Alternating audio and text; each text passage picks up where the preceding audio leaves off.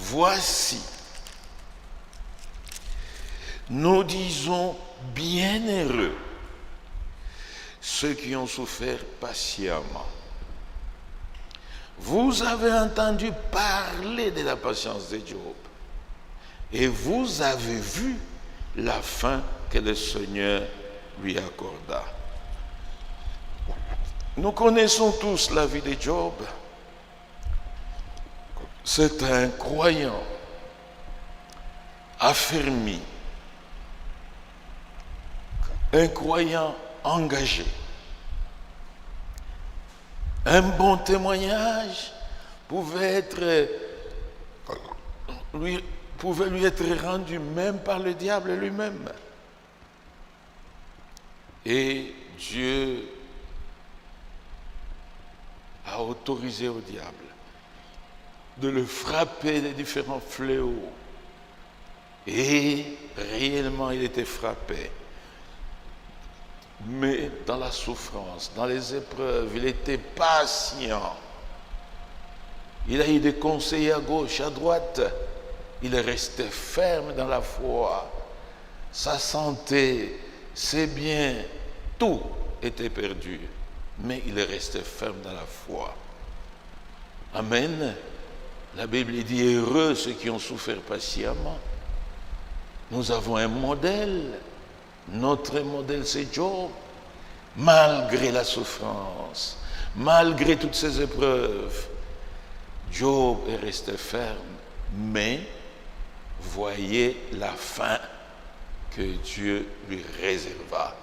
C'est cette même fin que Dieu réserve à son Église. Comme nous parlons de l'achèvement de l'Église. La fois passée, nous avons parlé du son de la trompette. La Bible dit, heureux le peuple qui connaît les sons de la trompette. Dans Jérémie, il est dit, je plaçais au milieu de vous des sentinelles, des prédicateurs. Soyez attentifs au son de la trompette. Reconnaître les sons et être attentif, ce qui manque à beaucoup de gens. Et c'est ce qui est même à la base de tous ces désordres que nous connaissons dans ce message. Le message vrai, c'est la vérité. Dieu s'est révélé à nous, mais d'où vient toute cette confusion? Beaucoup n'ont pas reconnu le son de la trompette, ou beaucoup ne sont pas attentifs au son de la trompette. Et quand Dieu dit heureux ceux qui sont attentifs au son de la trompette, le contraire aussi est vrai. Malheur à ceux-là qui ne sont pas attentifs au son de la trompette.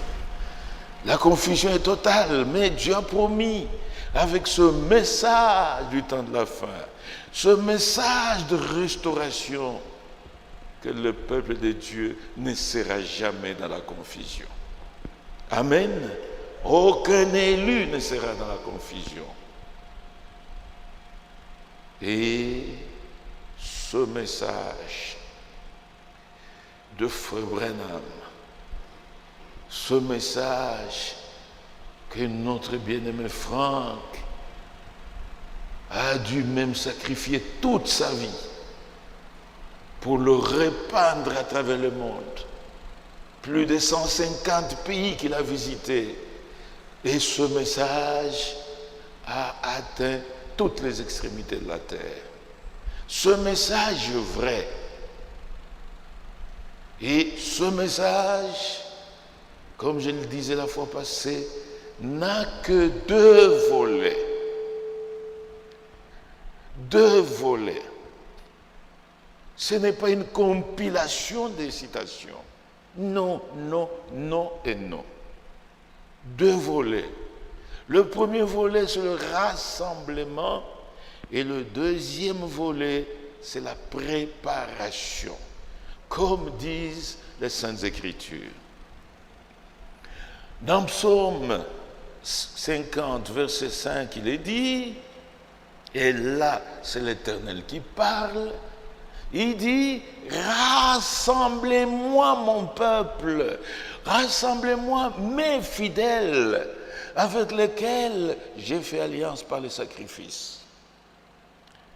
Le rassemblement se fait par le sacrifice du calvaire, dans l'église du Seigneur Jésus-Christ, église qu'il bâtit lui-même. Il rassemble par la prédication de la croix. Nous avons lu Paul. Il dit, les Juifs demandent des miracles. Les Grecs, les gens des nations, ils cherchent la philosophie, ils cherchent le raisonnement. Mais nous prêchons Christ crucifié. On ne doit pas rendre la croix de Jésus vaine dans l'Église. Non, c'est ça même le point capital du plan de salut. Il fallait que le Rédempteur vienne. Il fallait qu'il soit immolé. Et c'est par le sang qui a coulé qu'il nous a tous rachetés. Et comme dit la Bible, sans effusion du sang, il n'y a pas de pardon de péché. Si le sang n'avait pas coulé, non seulement il n'y avait pas de pardon de péché, en clair, il n'y avait pas de salut. Quel genre de salut aurait-on sans pardon? Parce que tous, nous avons péché. Tous, nous avons été privés de la gloire de Dieu. Le rassemblement s'est fait par la prédication de la croix. C'est très important. C'est l'unique chose qui amène le pécheur à la repentance et même à la conversion. Et quand le pécheur se répand et se convertit, le pécheur reçoit son pardon, reçoit sa rémission de péché. C'est alors qu'il pourra être justifié. C'est alors qu'il pourrait expérimenter la véritable nouvelle naissance. Et là, Dieu l'engendre comme fils ou fille de Dieu. Amen. Là, c'est le rassemblement. C'est pourquoi je disais, on ne doit pas négliger la prédication de la croix dans l'église. Sinon, vous pouvez avoir une grande église, comptant beaucoup de membres, des milliers, mais sans aucune nouvelle naissance. Que Dieu puisse vraiment nous aider. Le peuple étant rassemblé maintenant, le deuxième volet doit être la préparation. Comme c'est dit dans Apocalypse chapitre 19, verset 7, les noces de l'agneau sont venues. C'est notre génération qui est la dernière à se préparer pour aller aux noces de l'agneau. Les noces de l'agneau sont venues, elles sont prêtes maintenant. Et son épouse s'est préparée. Il y a une préparation. Et en quoi consiste la préparation? Il nous faut tous revêtir la robe des noces. Et Frère Branham dit, cette robe des noces, c'est le baptême du Saint-Esprit. Et ça, c'est ça le message. Comme il l'est dit, je ne sais pas si on a lu ça la fois passée, comme il est dit dans sa prédication, c'est le lever du soleil. Dans la version des Suisses, vous pouvez lire ça, je crois, à la page 25, où Frère Branham parle du songe de sa mère, alors que Frère Branham était dans le début de son ministère. Ici, j'ai la version de Shekinah, une bonne traduction aussi. Là, nous sommes au paragraphe 232 et 233. 232 et 233. Ici, c'est Frère Branham qui parle. Ma pauvre mère, pour le moment, et ça n'est déjà allé, elle était déjà morte. Elle était vraiment particulière, la mère de Frère Branham. Et vous savez, elle était mi-indienne. Elle était particulière. Donc, en elle, il y avait le sang indien. Mais en ce qui la concerne, elle ne faisait pas de rêves, mais seulement, je pense qu'elle n'a fait que 4 ou 5 rêves dans toute sa vie. Elle ne faisait pas beaucoup de rêves, beaucoup de visions, beaucoup de songes, comme c'est le cas aujourd'hui avec les mouvements pentecôtistes. Non, non, non, non et non. Et nous ne tombons pas dans ces tendances. Nous ne courons pas derrière les dons. Je le répète, nous ne courons pas derrière les dons. Nous courons derrière les donateurs. Amen. Quand vous avez Jésus-Christ, lui-même le donateur, vous avez tout. Vous avez tout. Amen. 3, 4 ou 5 songes de toute sa vie. Mais aujourd'hui, qu'est-ce qu'on voit? Quelqu'un a une vision le matin, une vision à 10 heures, une vision à midi, une vision. C'est quoi ça? Frère Branham enseigne la voie par excellence de communication entre Dieu et son peuple. C'est la prédication de la parole de Dieu. La parole de Dieu est prêchée. C'est la voie principale. Les gens n'écoutent pas. Ils attendent que Dieu utilise des voies secondaires. Non. Et l'exemple est là. La mère de Frère Branham, malgré son sang indien, malgré qu'elle était particulière, mais de toute sa vie n'a eu que 4 ou 5 songes. Et Frère Branham continue. Et il dit, mais chaque fois qu'il avait un songe, il s'accomplissait. Quand elle avait un songe, il s'accomplissait. Là, c'est Frère Branham qui se répète pour insister que les songes de sa mère s'accomplissaient. Donc ce n'était pas des songes ordinaires. Et au paragraphe 233, je me rappelle une fois, il y a bien des années, quand j'ai commencé à prêcher, nous habitions juste ici au bord de la route, juste ici en haut, et j'ai prêché ici même, dans cette église, mais ma mère eut un songe où elle m'a vu me tenir debout, ici, près de ces 3 marches, près de ces 3 escaliers. Et je me tenais debout, prêchant à tout le monde, disant qu'il devait monter ces 3 marches avant d'atteindre la grande route. Et sur la grande route, il y avait une ligne étroite d'un blanc de perles qui menait tout droit aux portes du ciel. Aux portes de perles. Cette perle s'étendait jusqu'au sommet de ces marches. Amen. Sa mère l'avait vue, près des 3 marches, debout, près des 3 escaliers. Et il prêchait à tout le monde. Aujourd'hui, ces prédications ont atteint toutes les nations de la terre. Et quelle est la prédication de Frère Branham?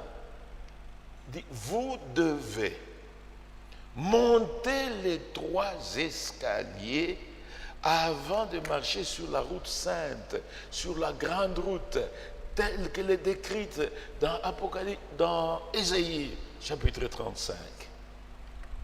La voie frayée, la voie sainte, qui mène tout droit à la porte céleste. Vous devez monter les 3 escaliers, pas les enjamber, pas les sauter. Non, non, non, non, non, non. Montez escalier par escalier. Amen. Et suivez pour terminer.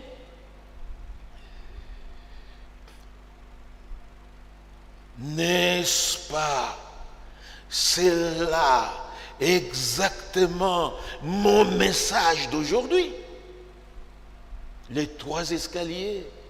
N'est-ce pas mon message d'aujourd'hui exactement? Justification, sanctification, baptême du Saint-Esprit. Alléluia. Eh bien, je disais qu'une personne devait passer par ces 3 marches pour pouvoir marcher sur cette grande route. Le message de Frère Branham, c'est la justification, la sanctification et le baptême du Saint-Esprit. La justification, vous l'expérimenterez seulement à la croix du Calvaire. C'est pourquoi l'expérience chrétienne ne commence pas avec le fait de venir à l'église. Non, non, non, non, non. Ou pour beaucoup, c'est joindre au message. Oh, moi je suis aussi, je crois le message de Frère Branham. C'est bien. Êtes-vous allé au Calvaire? Avez-vous rencontré Christ? Quelle est votre expérience du Calvaire? La justification ne s'obtient qu'à la croix. C'est là que l'alliance est conclue entre le Sauveur et le pécheur. Et là, vous êtes bien rassemblés. Et étant justifiés, maintenant, vous passez à la 2e étape, la sanctification. La justification s'obtient uniquement par la foi. La foi dans l'œuvre pleinement accomplie, l'œuvre de rédemption pleinement accomplie au Calvaire. Et là, quand vous naissez de nouveau, Dieu vous communique sa nature, vous communique sa vie. Vous êtes engendré et tout enfant né doit obéissance à ses parents. Par votre engendrement, Dieu devient votre Père. Vous lui obéissez. Et l'étape de la sanctification, j'insiste, c'est l'étape de l'obéissance. La foi et l'obéissance marchent ensemble. Et ce sont les enfants obéissants qui parviendront au baptême du Saint-Esprit. Pas une obéissance à une partie de la parole. L'obéissance à toute la parole de Dieu. C'est pourquoi dans la prédication, le signe, Frère Branham insiste. Il dit, c'est l'obéissance totale et complète à toute la parole de Dieu qui vous donne droit au Saint-Esprit. Vous n'avez pas à choisir certaines parties de la parole. C'est à ça que vous devez obéir. Ça, non. Jamais vous n'obtiendrez le Saint-Esprit. Cette parole, c'est poussé par le Saint-Esprit. Ce n'est pas par une volonté d'homme. Et si le même Saint-Esprit vient en vous, le Saint-Esprit obéira à toute sa parole. Amen. Chaque croyant qui a fait ces trois expériences, lui a achevé sa préparation.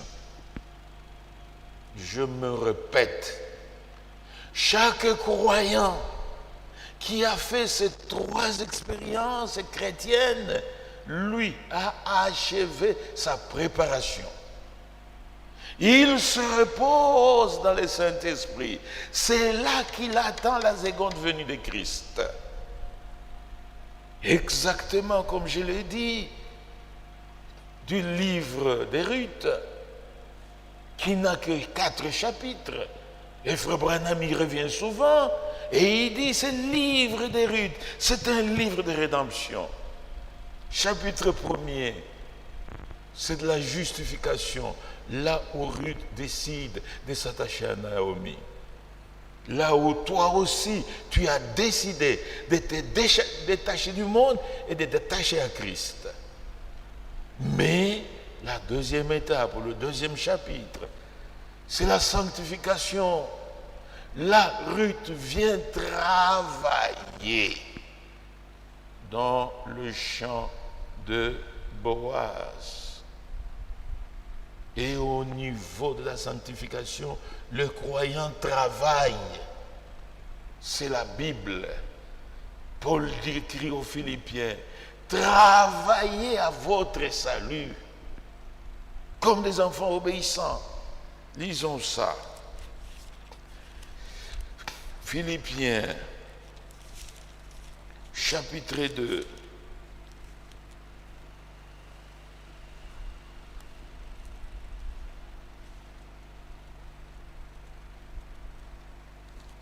Verset 12, je crois. C'est très important.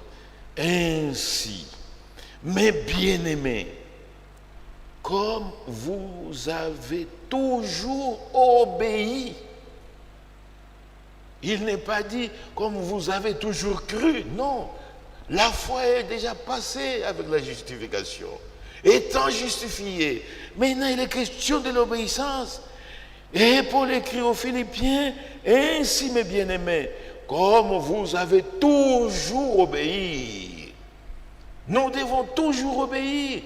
Obéir, obéir, obéir et obéir. Travaillez à votre salut avec crainte et tremblement. Non seulement comme à ma présence, mais bien plus encore maintenant que je suis absent. La sanctification, c'est l'étape de l'obéissance totale à toute la parole. Il faut travailler. Ruth a travaillé. C'est en travaillant, en obéissant, en mettant en pratique la parole de Dieu que Ruth a obtenu grâce aux yeux de Boaz. Et Boaz l'a envoyé au repos avec une bonne quantité de nourriture pour qu'elle ne vienne plus au champ glaner. Amen. Et comme Boaz était proche parent d'Elimelech, mari de Naomi, qui était allé mourir au pays de Moab, frères et sœurs, Boaz avait le droit de rachat. Boaz était proche parent et Boaz a entrepris des démarches pour aller racheter Naomi, racheter aussi Ruth. Mais lui était petit frère, il avait un grand frère qui avait plus de pouvoir de rachat. Il va les voir, il mène toutes ces démarches. Pendant ce temps, Ruth ne va pas glaner, elle est au repos. Il voit son grand frère. Son grand frère dit non, je ne rachète pas. Je n'aimerais pas que mon héritage puisse se confondre avec l'héritage d'Elimelech. Il dit comme tu ne rachètes pas, allons voir les anciens. Ils sont allés vers les anciens. Et le grand frère de Boaz a refusé de racheter. Il a même ôté les souliers. C'était un signe en Israël. C'était une signature. Alors en ce moment-là, Boaz a racheté Naomi. En rachetant Naomi, il a racheté en même temps Ruth. C'est alors quand il termine toutes les démarches, Boaz revient pour prendre Ruth en mariage. J'ai dit, nous nous reposons tous dans le baptême du Saint-Esprit. Ne l'oubliez pas. On peut multiplier les va-et-vient au tabernacle. On peut écouter les brochures, écouter les bandes, lire les brochures, tout est bien, mais que ça conduise au baptême du Saint-Esprit. Tous ceux qui sont conduits par l'Esprit de Dieu sont fils de Dieu. C'est là que nous attendons la seconde venue de Christ. C'est là que nous attendons notre Boaz. Amen. Très, très, très important. Et nous attendons que le dernier des élus puisse aussi monter ces 3 escaliers. Et quand il est baptisé du Saint-Esprit et qu'il est introduit dans le corps de Christ, c'est fini, frère. L'Église est terminée. L'Église est terminée. Et j'ai dit la fois passée, nous ne connaissons pas ce dernier des élus viendra d'où? Ce qui nous est demandé, c'est de travailler. La Bible dit, travaillez, travaillez, pendant qu'il fait encore jour, puisque la nuit vient où personne ne pourra travailler. Nous sommes arrivés à un temps où les véritables serviteurs de Dieu ne se donnent plus aucun repos. Il viendra d'où? Nous ne savons pas. Aujourd'hui, on utilise tous les moyens possibles de communication pour atteindre les derniers élus. Et quand il arrive, il fait l'expérience de la justification, il fait l'expérience de la sanctification, il fait l'expérience du baptême du Saint-Esprit. Le Saint-Esprit l'introduit dans le corps de Christ. C'est terminé. C'est terminé pendant ici-bas. Les gens peuvent continuer à s'amuser, à raconter n'importe quoi. L'œuvre de Dieu est achevée. Et achevée. Et là, nous n'attendons plus que ce que Frère Franck appelle la grande action finale. Nous n'attendons plus que ce que Frère Franck appelle la grande action finale. Je vous le lis. C'est dans son livre intitulé Mariage, problème ancien.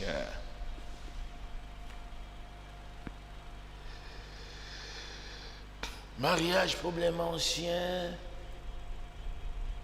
Ici, nous sommes à la page 22. Mais c'est une photocopie. Mais dans l'écrit que j'ai, chez moi, ça doit être à la page 32. Quelque chose comme ça. Et il dit ceci. ici au paragraphe 3.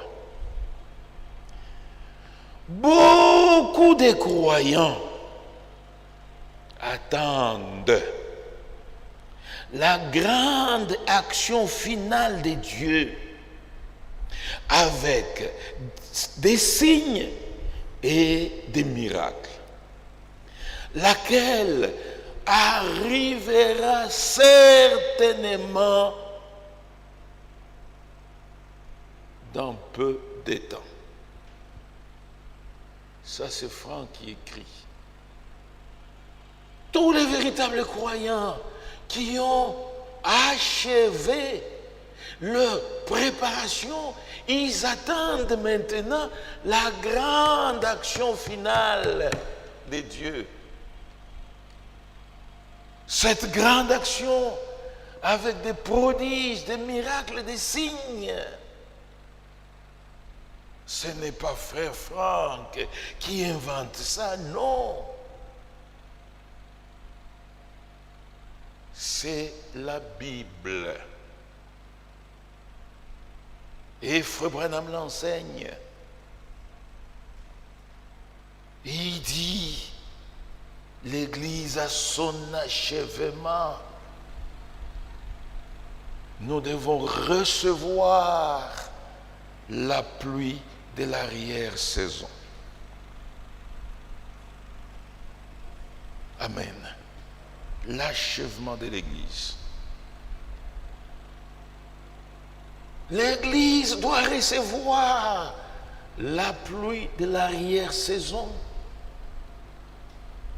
Comme pour tout laboureur, il y a la pluie de la première saison et il y a la pluie de l'arrière-saison. Je suis fermier et je connais de quoi je parle. La première pluie, c'est ce qu'on appelle le pluie de la première saison. C'est pendant ces premières pluies qu'un véritable laboureur sort, même avec larmes aux yeux, pour aller semer la semence. C'est pourquoi on l'appelle aussi la pluie de l'ensemencement. En hébreu, on l'appelle mourei. C'est pendant cette pluie, pendant qu'elle tombe, que le bon semeur, le bon laboureur sème la semence. Même si vous avez beaucoup travaillé, vous avez sémé les champs, la pluie va continuer, la plante va croître, les feuilles vont pousser à un niveau donné. Si c'est le maïs, il va porter un épi. Si la pluie s'arrête là, il n'y aura pas de récolte.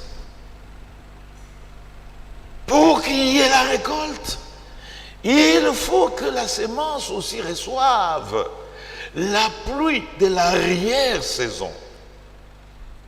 C'est cette pluie qui amène les graines à se constituer dans le pis. C'est cette pluie qui amène le grain à la maturation. Et quand le grain sont mûrs, le soleil vient sécher et à un temps donné, il y a maintenant la récolte. La Bible dit, le laboureur est patient avant la maturation. Il peut être affamé à la maison, mais il n'a pas de possibilité d'aller récolter. Il faut que la pluie de l'arrière-saison soit là. Il faut que le grain mûrisse. Oui. Amen. Et là, la Bible dit, le laboureur est patient, très patient, nous devons aussi être patients, pas comme des frères qui s'élèvent, qui commencent à raconter des histoires. Oh, Jésus est déjà venu. Il est venu où?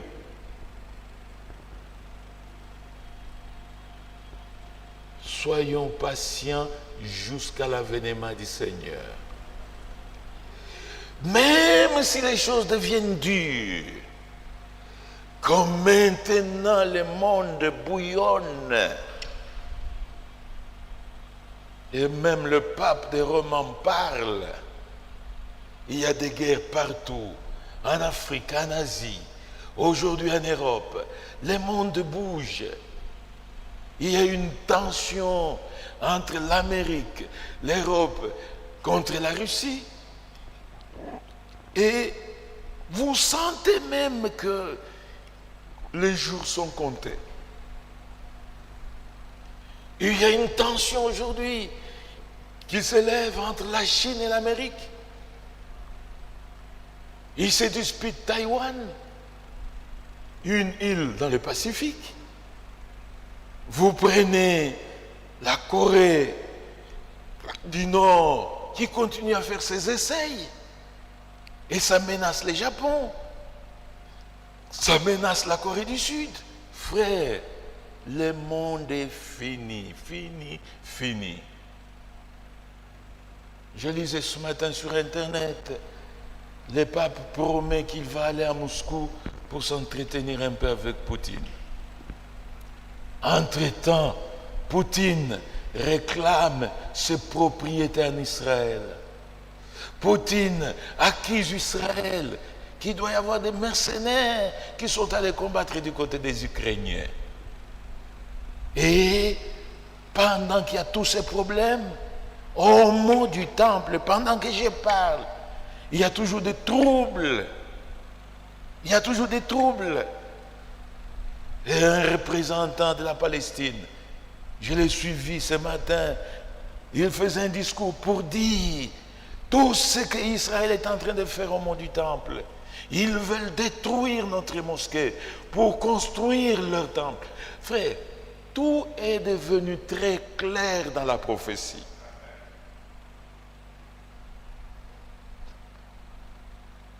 Deux fois, je tremble moi-même parce que ces choses doivent arriver après notre enlèvement. Mais la tension telle qu'elle monte, vous sentez que même peut-être la bombe atomique peut éclater du jour au lendemain. Mes bien-aimés frères et sœurs, que Dieu nous fasse grâce. Quelle que soit la tension, quelles que soient les souffrances, quelles que soient les épreuves, soyons patients. S'il faut souffrir, souffrons patiemment, attendons l'avènement du Seigneur, c'est tout proche. Alléluia. Et frère Franck nous exhorte que chaque frère, que chaque soeur, tout véritable croyant, qu'il fasse un effort pour terminer sa préparation. Oui, ça ne sert à rien de parler du message si vous n'êtes pas prêt pour l'enlèvement. À quoi nous aurait servi de croire si nous manquons l'enlèvement? Terminons d'abord ce que Frère Franck écrit. Beaucoup de croyants attendent la grande action finale de Dieu avec des signes et des miracles, laquelle arrivera certainement dans peu de temps. Cependant, auparavant, tout doit être véritablement rétabli conformément à la parole, dans l'ordre biblique. Amen. Tout doit être rétabli. Nous vivons dans un temps de rétablissement. La parole a été rétablie. Aujourd'hui, nous croyants, nous devons tous être rétablis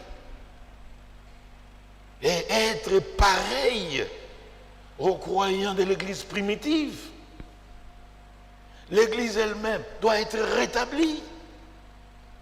Nous croyants, nous passons par la justification, la sanctification avant d'atteindre le Saint-Esprit.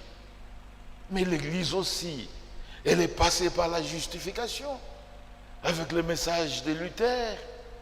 L'Église aussi est passée par la sanctification avec le message de John Wesley. Et au temps de la fin, après le passage par la restauration des dons, nous sommes au temps où l'Église doit être baptisée du Saint-Esprit. Et là, quand elle s'achève, nous devons voir cette grande action finale de Dieu.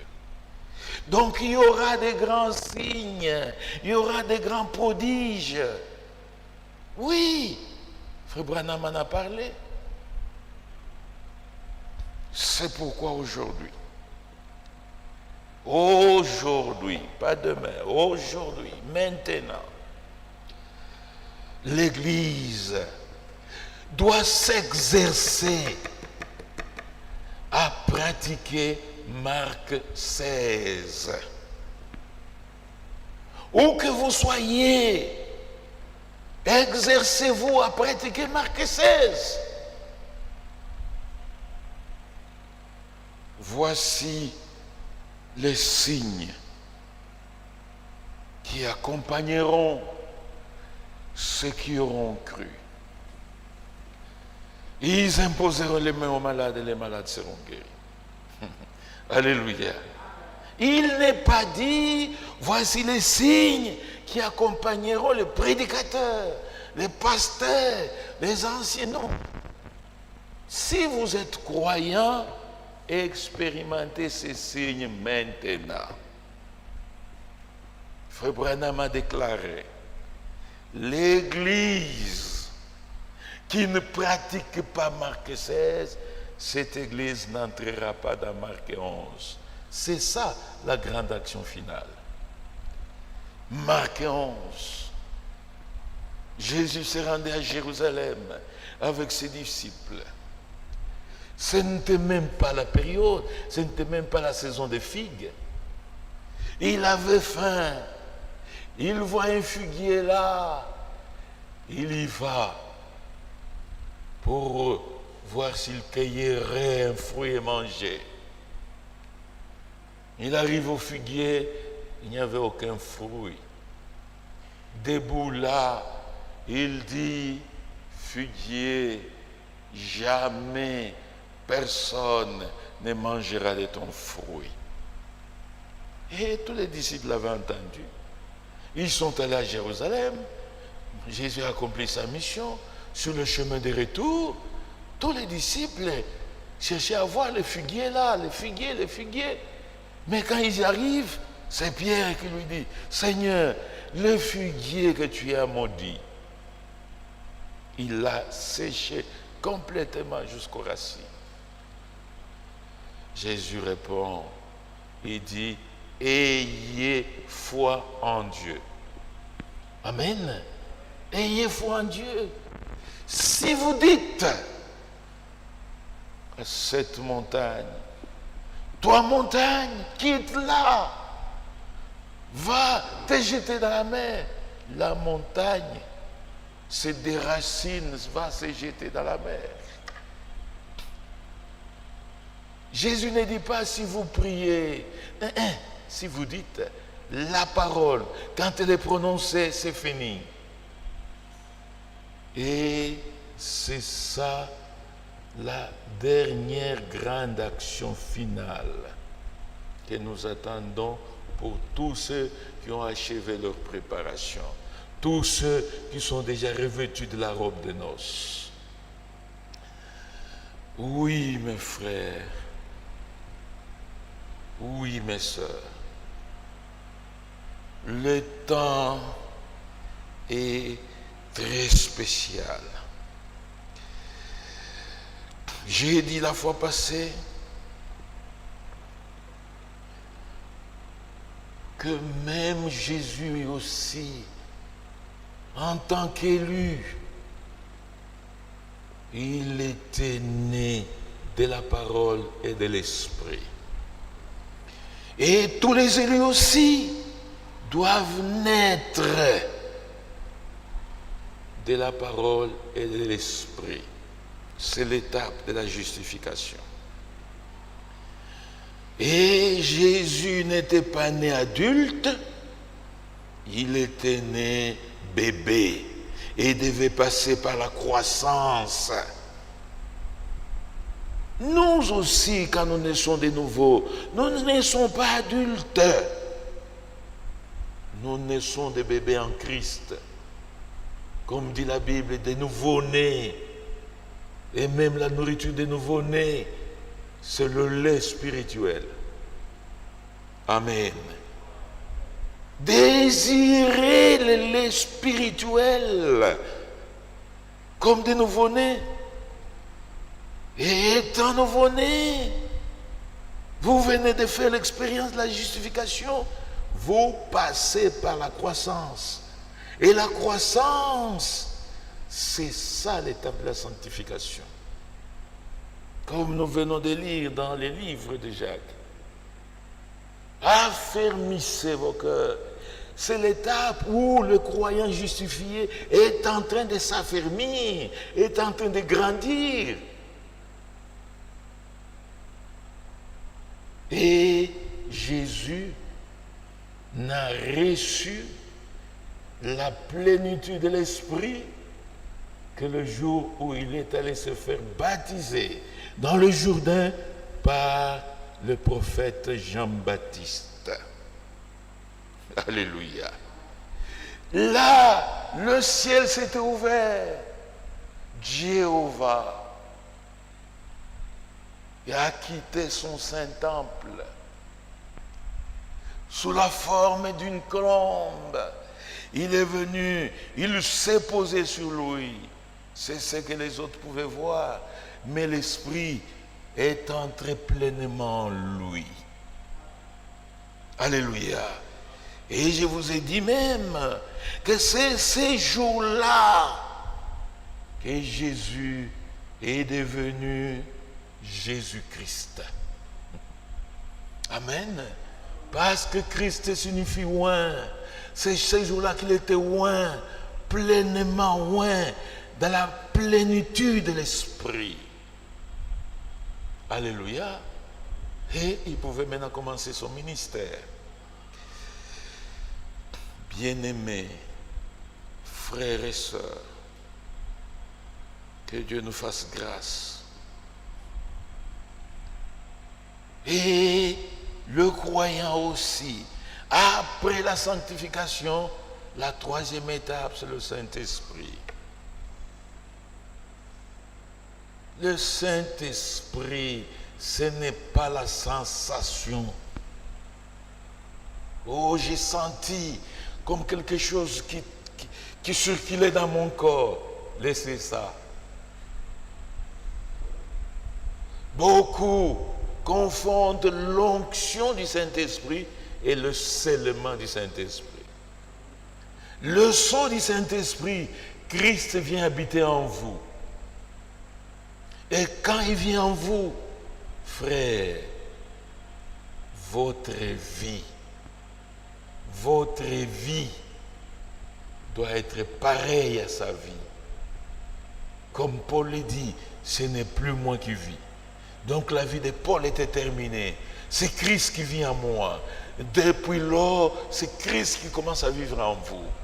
Et même la preuve que vous avez le Saint-Esprit, voyez quel type de vie vous vivez. Vous voyez, si c'est pareil à la Bible, glorifiez Dieu. Mais si ce n'est pas pareil à la parole de Dieu, continuez encore à obéir. Vous n'êtes pas encore arrivé au Saint-Esprit. Que Dieu nous aide. Alléluia. Achever notre préparation, c'est arriver tous au baptême du Saint-Esprit. Et c'est dans le Saint-Esprit que nous attendons maintenant la grande action finale de Jésus-Christ. Jésus-Christ, lui,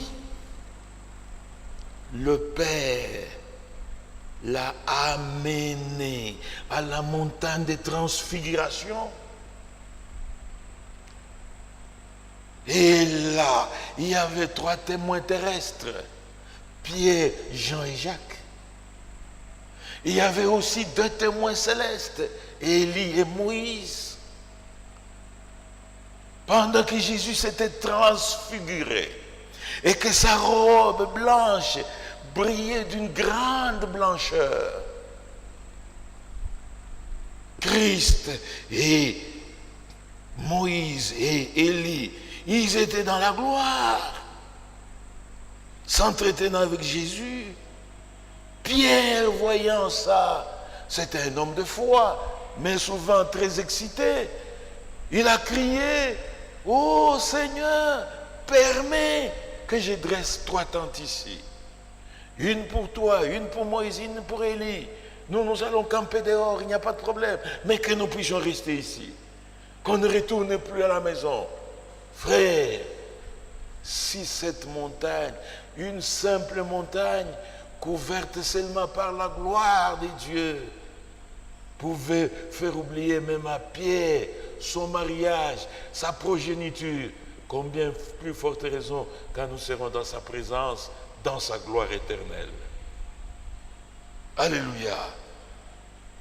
Pendant que Pierre criait, la voix se fait entendre d'en haut. Celui-ci est mon fils bien-aimé, en qui j'ai mis toute mon affection. Écoutez-le. Dieu est amour. Dieu s'est déversé totalement en Christ. Écoutez-le. Et cette cérémonie, j'en ai parlé la fois passée, c'est ça la cérémonie d'adoption. Le placement d'un fils. Alléluia. Il était établi héritier de toutes choses. Hébreux chapitre 1. Nous lisons, c'est très important.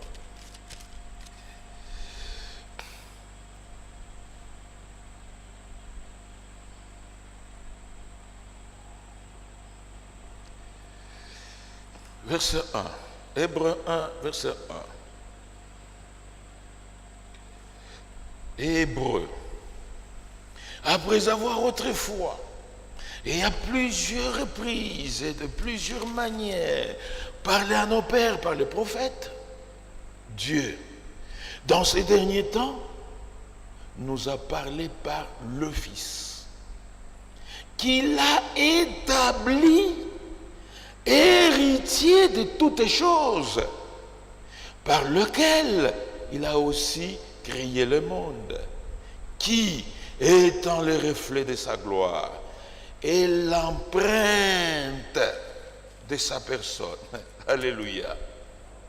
Christ était un type de fils obéissant. C'est pourquoi le Père l'a établi héritier de toutes choses. Il est le reflet de sa gloire. Il est même l'empreinte de sa personne, comme l'empreinte digitale. C'est ces jours-là que Jésus a reçu la signature du Père, le pouvoir du Père.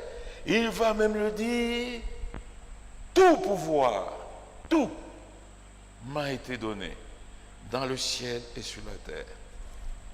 Il était adopté. Sa parole, c'est la parole du Père. Amen. Et cette cérémonie, comme je le disais l'autre fois, elle s'est passée en Israël. Vous êtes commerçant, vous voulez établir votre héritier, il fallait forcément cette cérémonie. Amen. Et le Fils est établi héritier. Et à l'achèvement de l'Église, Dieu doit montrer au monde entier Dieu doit montrer à la création, doit manifester ses enfants. Amen.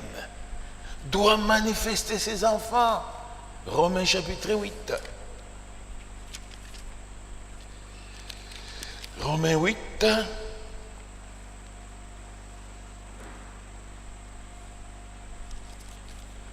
Verset...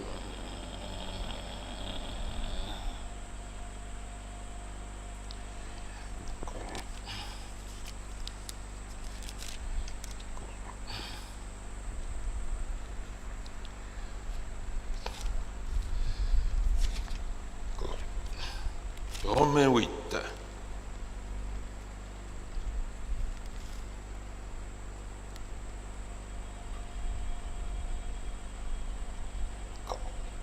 Là où il est dit la création entière, verset 21. Commence au verset 20. C'est le verset 19. Merci. Et aussi la création attend-elle avec un ardent désir la révélation des fils de Dieu. Le monde entier attend voir la manifestation des fils de Dieu, tel qu'était Adam en Éden avant sa chute. La création attend la manifestation des véritables enfants de Dieu. Nous-mêmes, tous, nous pouvons nous prétendre enfants de Dieu. Tous ceux qui vont dans les églises se prétendent être enfants de Dieu. Mais il faut que Dieu, lui, les confirme. Il faut que Dieu, lui, le manifeste. Alléluia. Ne l'oubliez pas. Enoch, avant son enlèvement, Dieu a témoigné d'Enoch qu'il lui était agréable. Votre témoignage, vous le donnez à vous-même. Votre témoignage peut venir de l'entourage, même parfois des gens qui ne vous connaissent pas.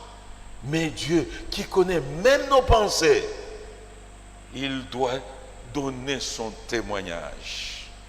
La Bible dit, Enoch reçut le témoignage qu'il était agréable à Dieu. C'est pourquoi Dieu l'a enlevé. C'est ça la grande action finale.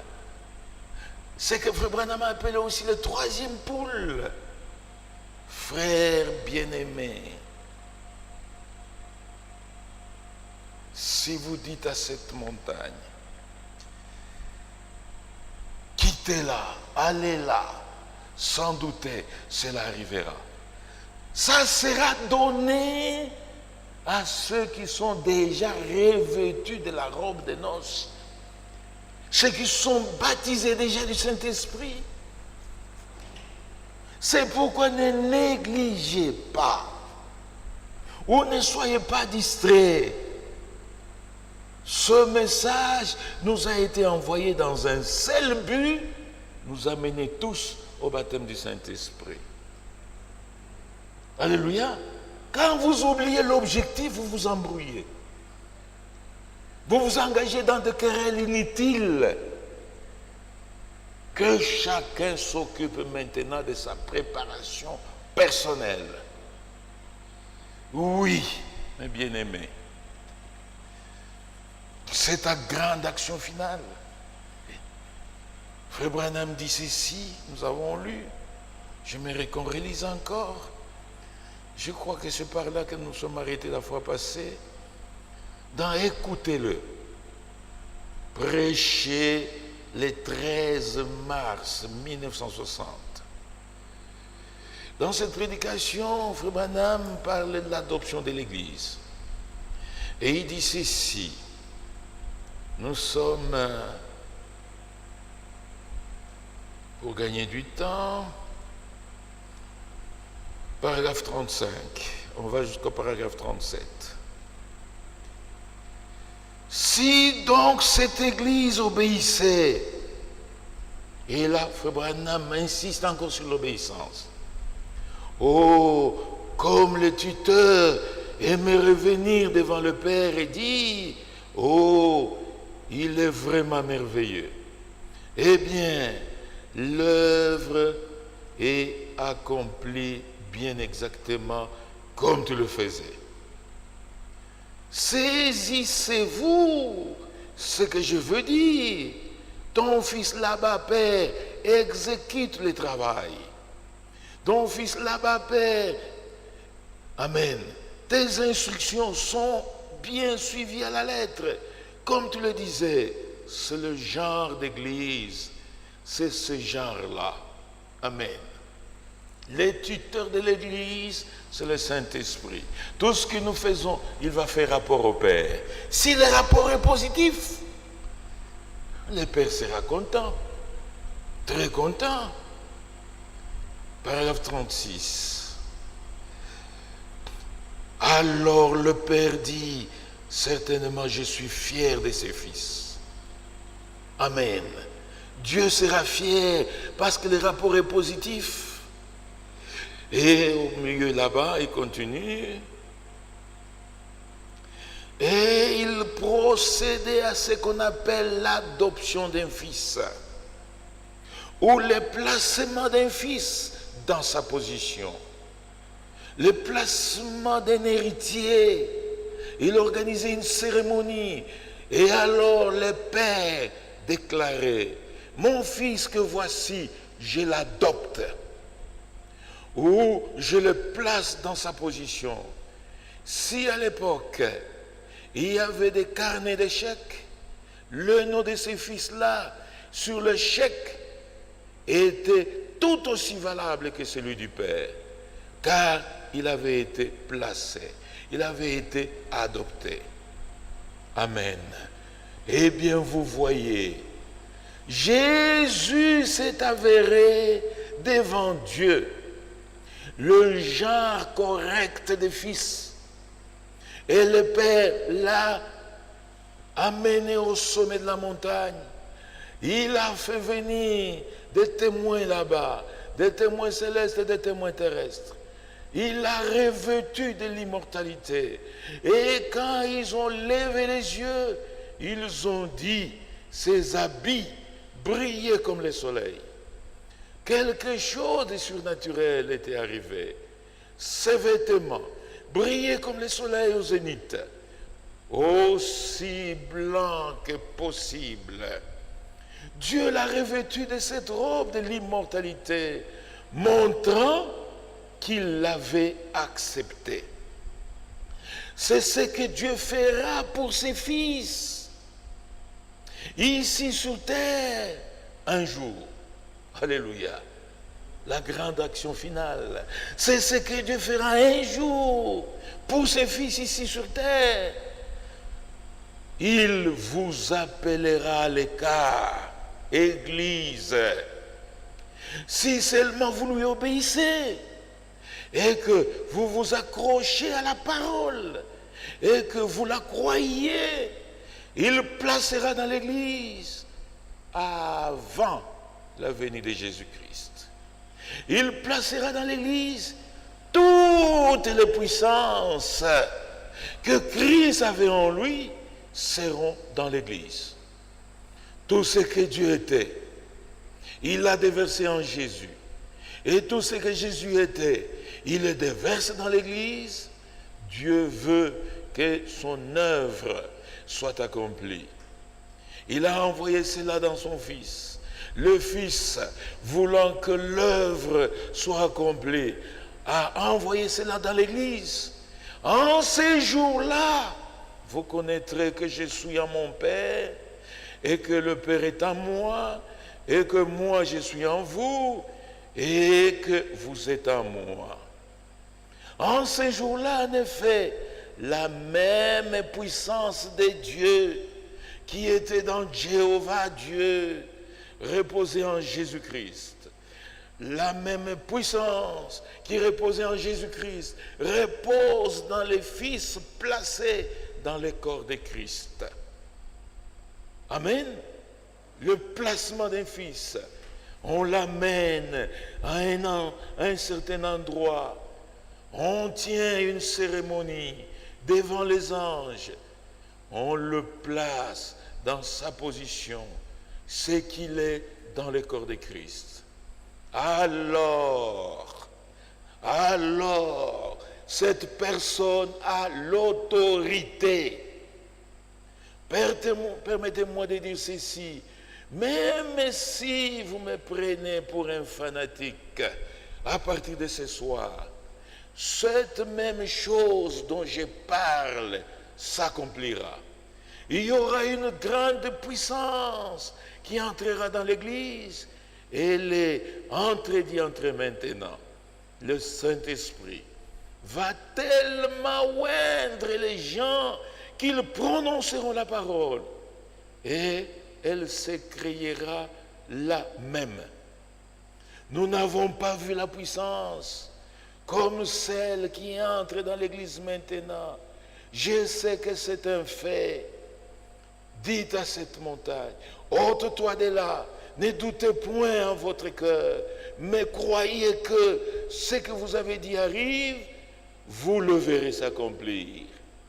Le placement de l'Église dans la position, là où la plénitude de la puissance du Saint-Esprit entre dans l'Église, alors les critiqueurs fermeront la bouche. Ça sera un temps court. Jésus est directement descendu de la montagne et est allé tout droit au calvaire. Remarquez, cela ne traînera pas longtemps, mais cela aura lieu ici. Amen. C'est ça la grande action finale. Jéhovah s'est déversé totalement dans son Fils. Et le Fils a accompli les œuvres du Père. À l'achèvement de l'Église, quand le dernier des élus entre et qu'il est scellé dans le corps de Christ, toute la puissance qu'avait Jésus va déverser dans l'Église. C'est là que nous allons voir des miracles qu'on n'a pas encore vus, qu'on va voir des prodiges et grands signes. Frère, si vous manquez ça, vous avez déjà manqué l'enlèvement. Et cette puissance ne descendra que sur ce frère, ces sœurs qui sont réellement baptisés du Saint-Esprit. C'est pourquoi j'aime beaucoup mon frère Kazadi Al-Bombashi. Il a toujours dit, les problèmes du Saint-Esprit, c'est ça la priorité zéro. Amen. S'il faut laisser ça, laisser tout, laisser, mais combattez et être sûr que vous l'avez reçu. Sinon, vous avez perdu votre état inutilement. Vous êtes avec moi? Oui, frère. Oui, sœur. Avant de terminer, il faut que je vous lise ça encore. Dans sa prédication de 1959, parle à cette montagne.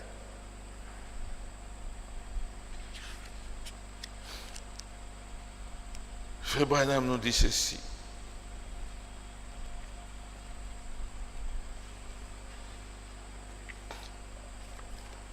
C'est ça l'achèvement de l'Église. Ne pensez pas que nous allons nous réveiller seulement comme ça un matin et on se retrouve au ciel. Non.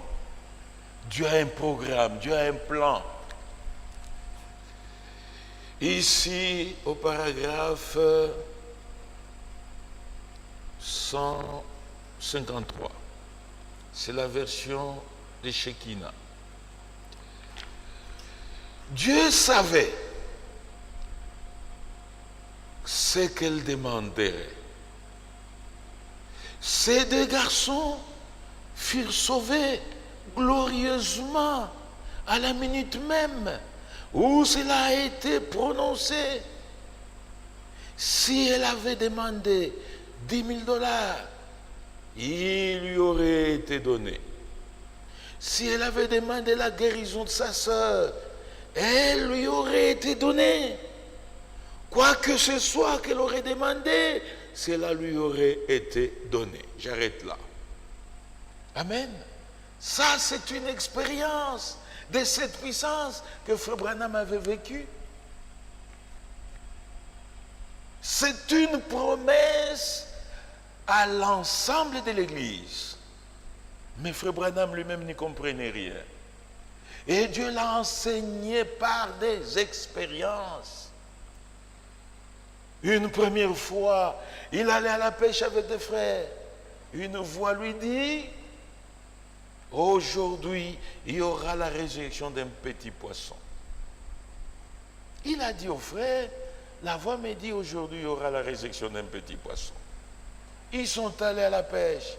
Arrivés là, le poisson ne mordait pas.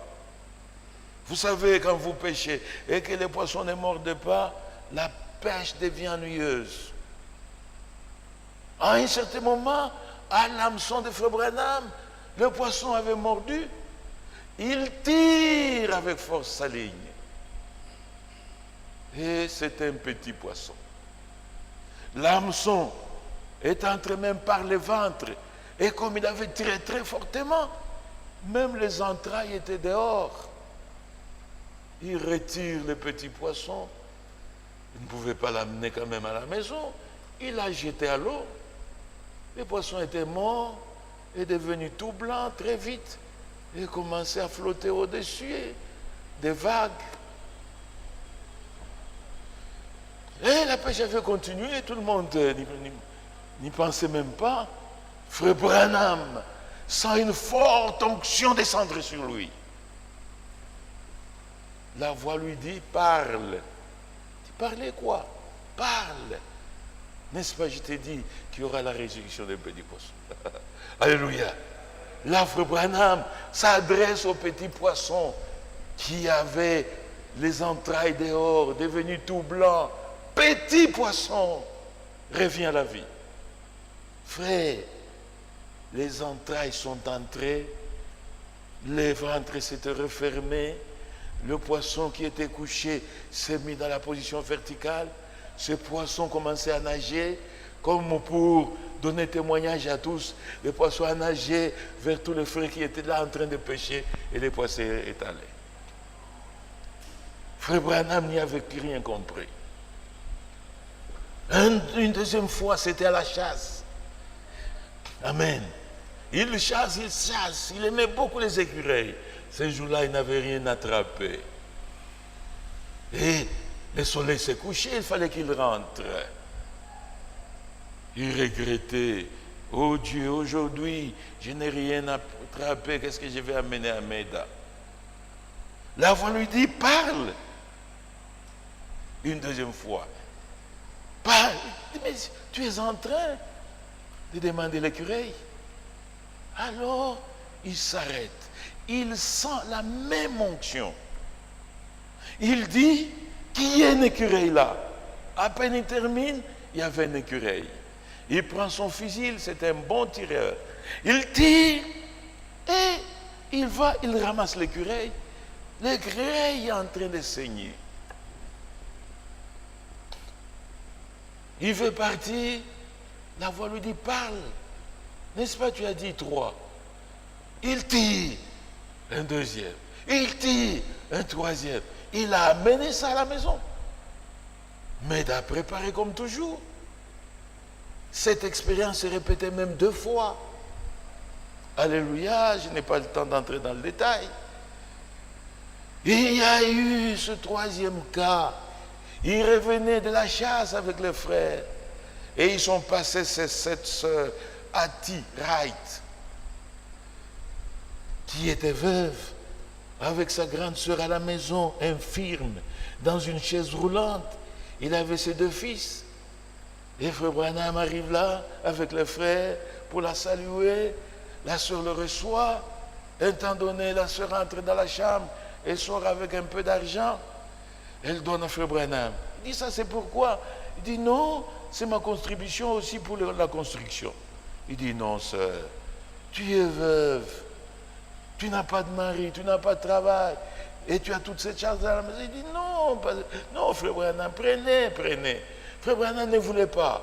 La voix lui dit, prends. Il prend. Et là, Frère Branham sent la même onction. Ce n'était pas une onction ordinaire. Et la voix lui dit, dis-lui qu'elle demande ce qu'elle voudra. Cela lui sera accordé sur les champs. Frère Branham dit à la sœur Ati, Dieu me dit que tu puisses demander tout ce que tu voudras, Dieu va te donner. Dis, je vais demander quoi? Elle pense, l'argent, wapi. Alléluia. Elle regarde sa grande sœur, infirme dans une chaise roulante. Wapi. Il dit, je demande le salut de mes 2 fils. Quand elle dit ça, ses enfants se sont mis même à rigoler. Mais à l'instant là, l'esprit est descendu. Tous sont tombés à genoux. Ils ont commencé à se repentir. Et ils étaient sauvés. Amen. Une 4e expérience. La 5e, il avait arrêté la tempête. La 5e, c'était le kyste de Méda sur l'ovaire gauche. 5 cas seulement, pas plus. Et Frère Branham était rassuré. C'est pourquoi il dit, cette puissance est en train de venir. Et quand elle viendra, elle va entrer dans l'église. Même tous ceux qui nous critiquent vont fermer la bouche. Alléluia. Je pourrais dépasser un peu de 5 minutes. Il continue, écoutez.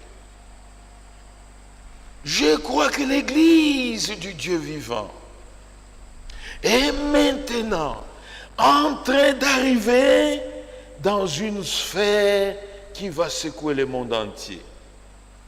Cette dernière action finale. Frère Branham dit, je crois que l'église est en train d'entrer dans cette sphère. Depuis l'époque de Jésus de Nazareth, c'est la première fois qu'il a été dit à un être humain, demande ce que tu veux et cela te sera accordé. Quoi que vous demandiez, quoi que vous désirez, ne voyez-vous pas que les paroles de Jésus-Christ sont en train de s'accomplir? Oh, si cela va arriver très bientôt, je m'attends à ce que ça arrive dans cette réunion. Je veux que cela arrive maintenant, que cette onction frappe l'église entière du Dieu vivant et qu'elle s'élève comme une puissante armée en marche. Les malades seront guéris par une parole. Les aveugles verront. Les sourds entendront. Les morts seront ressuscités. Et la puissance de Dieu secouera le monde par l'église du Dieu vivant. Nous sommes dans la préparation de cela maintenant. Je crois que cela arrivera très bientôt. Je crois que ça sera exactement de cette façon. Je crois que cela va bientôt frapper l'église et cela va commencer un réveil qui secouera le monde. Je le crois. Vous me suivez? C'est cette puissance qui entre dans l'église. Et quand elle commence, frères bien-aimés, l'église va accomplir les œuvres de Christ. Amen. Des miracles, des prodiges. C'est pourquoi, frères, ne cherchez pas les dons. Cherchez les donateurs, le Saint-Esprit. Alléluia. Mais vous devez vous appliquer à exercer Marc 16. L'enfant est malade, fait beaucoup de fièvre la nuit. Vous n'allez pas quand même réveiller le pasteur, l'ancien qui vient prier la nuit chez vous. Non. Vous êtes aussi croyant. Imposez vos mains. Et quand vous imposez et que la fièvre baisse, vous avez aussi l'assurance que ce que dit la parole de Dieu est la vérité. Et j'ai toujours dit aux frères, ne pensez pas que le jeune David, jeune qu'il était, il était fou pour s'avancer vers Goliath en public. D'un côté les Philistins, de l'autre côté les Israéliens. Non. Quand il va voir le roi, il dit, moi je vais tuer ce monsieur. Le roi lui dit, non, jeune homme, c'est un ancien combattant. Et il dit qu'il soit ancien ou pas, je me rappelle, quand j'ai gardé les brebis de mon père, l'ours s'était avancé, je l'ai tué. Le lion est venu, je l'ai tué. Il avait quand même des expériences sur lesquelles il pouvait s'appuyer avant de s'attaquer à Goliath. Et vous, vous avez quelle expérience? Marc 16, vous devez l'expérimenter. Ça, c'est donné à tous. Alors, quand Marc 11 arrivera, nous sommes prêts à nous lever tous comme une grande armée en marche. Il y aura des prodiges, il y aura des miracles. C'est frère Branham dit, cette puissance-là ira grandissante. Alléluia. Ça ne sera pas pour très longtemps, non. C'est pour un court moment, pour un court délai. Ça ira montant jusqu'à ce que les morts en Christ vont ressusciter. Et quand nous les voyons, nous changeons aussi de corps. Là, nous aurons atteint maintenant la perfection. Alléluia. Mes bien-aimés, le temps est très, très, très crucial. Cessons avec des distractions. Tâchons de nous concentrer maintenant sur l'essentiel parce que Jésus est à la porte. Je termine par Job. Alléluia. Job typifie l'Église. Au commencement de l'Église, l'Église d'Éphèse, lisez les actes des apôtres. Voyez ce que le Saint-Esprit a fait. Tout ça a été perdu dans l'histoire de l'Église. Mais à la fin, nous devons revivre la même chose et ça doit être même au double. Alléluia. Ça doit même être au double. Job était riche. Toute la richesse a été détruite par le diable. Le diable a détruit même ses enfants. Tout un riche, tout un homme honorable s'est retrouvé assis sur un sac en train de se jeter de la cendre sur le corps. Il était humilié. C'est comme ça que l'Église a été humiliée. Mais un temps est arrivé où Job a été rétabli. Amen. Avant l'achèvement de l'Église, l'Église doit être rétablie comme Job. L'Église, au temps de la fin, doit être pareille à l'Église au commencement. Et ça fait Franck a toujours insisté. Alléluia. Tout doit être pareil. Et quand l'Église est maintenant rétablie, toutes choses rétablies, nous tous rétablis dans l'ordre biblique, c'est en ce moment-là que Job a été béni au double. Alléluia. C'est la promesse, c'est la prophétie, et très bientôt ça va s'accomplir. Oui. Comme dans le livre d'Agé, Nabuchodonosor a détruit le premier temple, construit par Salomon. Mais quand Zorobabel s'élève et reconstruit les temples, tous les vieillards qui avaient vu le premier temple, ils n'y croyaient pas, ils doutaient, ils se moquaient même. Mais Agé s'élève. Agé le prophète, il dit, la gloire de cette deuxième maison dépassera de loin la gloire de la première maison. Alléluia. Ce que nous attendons, nous, qui sommes arrivés à la fin des temps, frères, c'est plus que ce que Paul, Pierre, tous les apôtres avaient vécu.